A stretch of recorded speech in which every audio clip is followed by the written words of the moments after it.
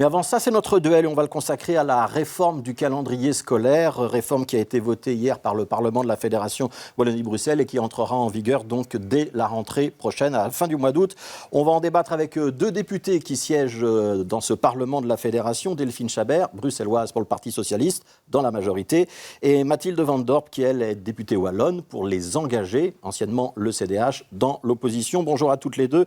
On va commencer avec vous, Delphine Chabert. 7 semaines de cours, 2 semaines de congé, c'est le principe général. Comme conséquence, on raccourcit un petit peu les vacances d'été, on en décale d'autres dans le courant de l'année. Pourquoi est-ce que c'est si important pour les élèves ? C'est si important parce qu'enfin, pour une fois, on va mettre l'intérêt de l'enfant au centre de l'organisation de l'école et on sait que l'organisation du temps à l'école a des impacts très concrets sur les conditions d'apprentissage et y compris sur les résultats. Et donc, on s'est rendu compte, et ça, on le sait depuis une trentaine d'années, ce sont les spécialistes qui nous disent que les vacances qui sont en plus en hiver, donc à la Toussaint et Carnaval d'une semaine, sont beaucoup trop courtes pour garantir un repos correct et des capacités de récupération pour les élèves. Et donc, ils reviennent à l'école fatigués. Et donc, ça va rendre plus difficile les résultats pour les enfants qui sont déjà en difficulté. Et de la même manière, les vacances d'été, donc c'est 9 semaines d'été, dont je rappelle, 9 semaines, c'est une durée qui vient du moment où on avait fait le calendrier scolaire en fonction des enfants qui devaient aller aider leurs parents au champ. Donc, vous voyez bien le bond qu'on a fait depuis. Ces 9 semaines sont beaucoup trop longues et surtout vont mettre en difficulté les élèves qui, je le disais, sont déjà plus en difficulté pour le retour à l'école. Et les enseignants nous disent d'ailleurs que c'est vraiment difficile de les rattraper, de les remettre au travail. Et au plus le temps loin de l'école est long, au plus c'est difficile pour les enfants qui sont en difficulté. Et donc, avec cette réforme, en rééquilibrant, en fait, on ne change pas le nombre de jours d'école, on ne change pas le nombre de jours de vacances, on rééquilibre un peu. Ça fera 2 semaines qui permettent aux enfants de mieux se reposer, donc de mieux arriver plus en forme pour travailler et avoir de bons résultats à l'école, en tout cas les meilleurs possibles. Et puis réduire la période d'été va permettre de lutter contre les inégalités scolaires, dont vous savez, Monsieur Grosfilet, que c'est un vrai problème dans notre système scolaire et qu'il faut, alors ça va pas tout régler, mais qu'il faut prendre toutes les mesures dont on a la possibilité de faire pour vraiment avancer. Donc c'est plus respectueux du rythme biologique et théoriquement ça devrait être positif d'un point de vue pédagogique. Je donne la parole à Mathilde Van Dorp. Vous avez voté contre cette réforme. Pourtant, les spécialistes, les pédagogues disent depuis longtemps qu'elle est utile, nécessaire. Pourquoi est-ce que les engagés ont voté contre, avec 2 exceptions, on y reviendra tout à l'heure. Alors voilà, en effet, nous avons voté contre, non pas parce que nous sommes contre le changement de rythme scolaire, c'est d'ailleurs Marie-Martine Schins dans le cadre du pacte qui l'avait lancé, mais parce qu'il y a un manque total de vision globale. J'entends bien quand Madame Chabert dit « c'est pour le bien-être de l'enfant » dans le cadre scolaire, mais je rappelle quand même que l'enfant n'est pas qu'un élève. L'enfant est aussi parfois un jeune sportif, parfois un musicien, parfois un frère ou une sœur. Et malheureusement, ici, dans le cadre de cette rapidité de mise en place, de nombreux problèmes ne sont pas encore résolus pour avoir justement cet épanouissement de l'enfant complet. Oui, j'ai dit qu'il y avait 2 députés, les engagés, qui s'étaient abstenus. C'est Alda Gréoli, la chef de groupe, et Marie-Martine Schins, l'ancienne ministre de l'Éducation, qui avait quand même lancé cette réflexion. Qu'est-ce qui fait quand même qu'on ait un petit peu changé d'avis au CDH ? Parce que le pacte d'excellence, vous y avez été associé. C'était quand même en 2018, l'étude de Martine Schins commandée sur les rythmes scolaires. Et puis on est 5 ans plus tard, vous n'êtes plus d'accord. C'est vraiment cette histoire de hors temps scolaire qui vous pose problème ? Voilà, c'est vraiment le timing de la mise en place de cette réforme. On le sait, on a subi la crise Covid. De nombreuses régions ont aussi subi les inondations avec vraiment de gros dégâts en termes familial et au niveau scolaire aussi, avec de grosses choses à rattraper. Mathilde Van Dorp, si une réforme est bonne, et vous dites elle est bonne, pourquoi est-ce qu'il faut attendre pour l'appliquer ? Parce qu'aujourd'hui, toutes les choses à côté ne sont pas réglées. Dans l'étude de la Fondation Wabaudouin, on disait clairement il y a des conditions sine qua non. La première, c'était il faut une concertation avec les 2 autres communautés pour avoir un calendrier commun. La deuxième, c'était 2 ans entre la décision et la mise en application. Aujourd'hui, avec cette mise en application si rapide, même si ça fait plus d'1 an que j'alerte la ministre sur ces difficultés, on n'a pas réglé cette concertation avec les autres communautés qui commencent seulement à y réfléchir.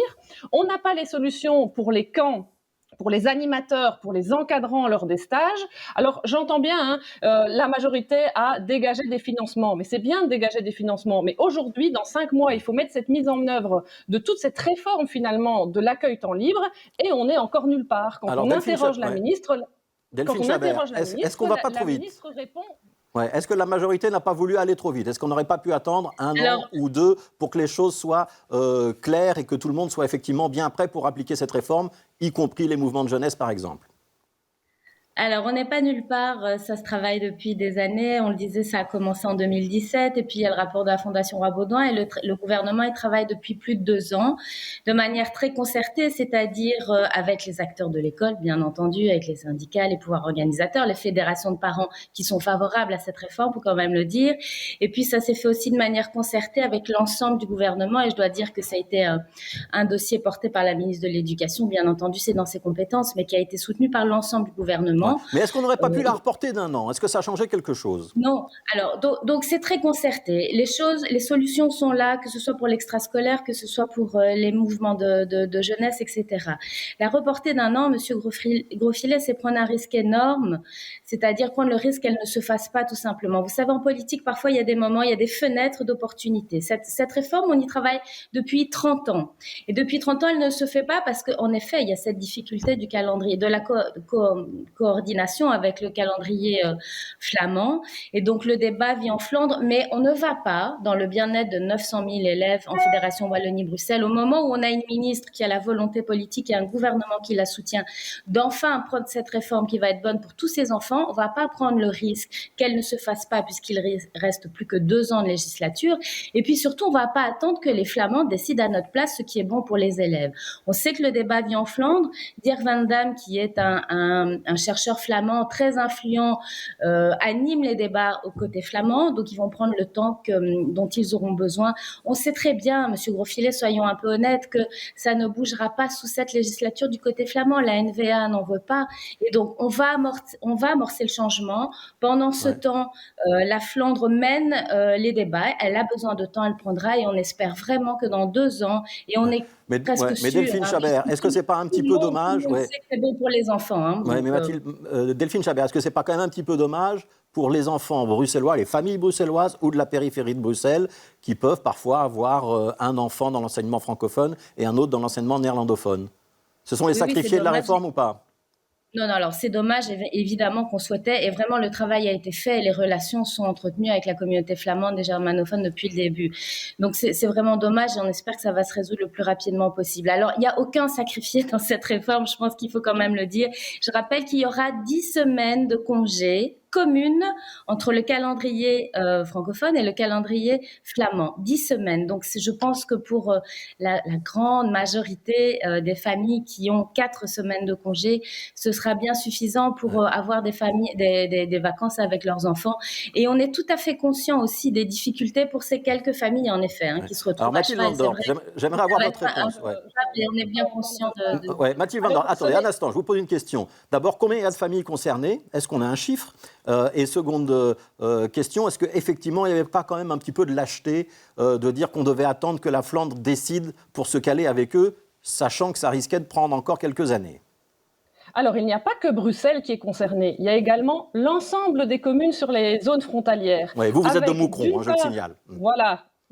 Avec d'une part les enfants francophones qui vont à l'école en Flandre, ça représente à peu près 90 000 enfants, et savoir également aussi toute l'immersion qu'on a sur nos zones frontalières avec des enseignants néerlandophones qui sont déjà occupés aujourd'hui de partir et de chercher des emplois en Flandre pour pouvoir avoir congé en même temps que leurs enfants dans le cadre du système flamand. Ça reste une minorité, Mathilde Van Dorp, vous êtes d'accord ou pas? Est-ce que le gain pour la majorité ne l'emporte pas sur les nuisances pour cette minorité?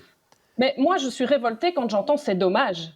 Parce que justement, si on avait attendu un peu et qu'on avait permis la concertation avec les néerlandophones et qu'on avait permis aussi de pouvoir régler toute la problématique des jugements des familles. Il faut savoir qu'aujourd'hui, on a de nombreuses familles recomposées avec des enfants de part et d'autre et parfois aussi au sein d'une même famille unie, si je peux le dire comme ça, des enfants qui sont par exemple en primaire en néerlandais, en secondaire en français.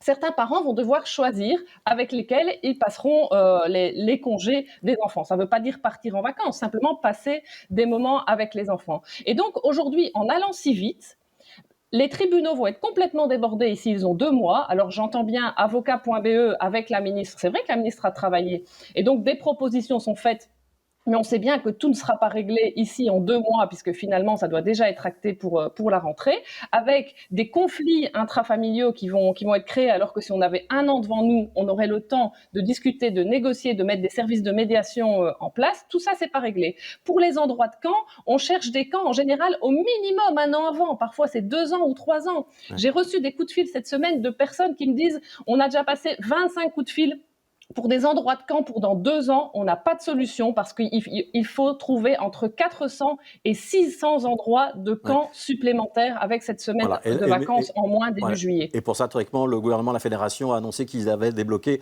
100 000 € pour aider à trouver des nouveaux terrains. Une toute dernière question, très rapidement, Delphine Chabert, vous nous confirmez que ça rentre bien en vigueur cette année, donc la rentrée c'est le 29 août, avec le vote d'hier soir, c'est définitif?